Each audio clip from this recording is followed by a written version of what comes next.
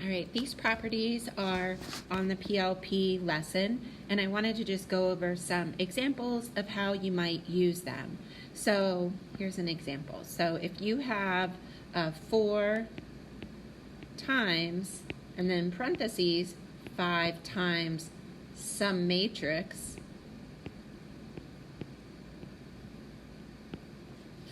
the order of operations tells you that you always do the parentheses first. So you would multiply 5 times this matrix, get a new matrix, and then multiply that by 4.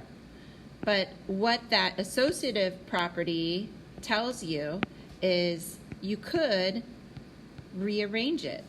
I could say this is the same as 4 times 5, which is 20, times this matrix 1, 2, 3, 4. So if you think that's easier just to multiply that and get 20 and then multiply 1, 2, 3, and 4 each by 20, then you can do that. So that's an example of that one. If you have something like, just to show you the distributive property, if you have a problem like this, 3 plus 6 multiplied by some matrix, 1, 2, 3, 4. You could do it 2 ways. You could just add 3 plus 6 and get 9 and multiply 9 by 1, 2, 3, 4. But this distributive property is telling you that instead of that, I think this would take more time, but you could say, you could distribute the 3 to the 1, 2, 3, 4 matrix and add that to whatever 6 times that 1, 2, 3, 4 matrix is. And you would get the same answer. So that's what the distributive property tells you. If you have a problem where they have 1 times some matrix,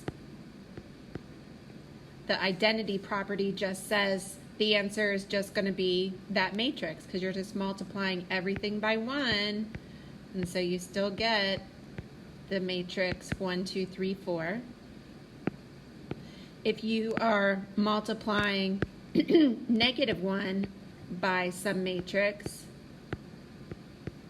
then it's just multiplying each of those by -1. So you have -1, -2, -3, -4.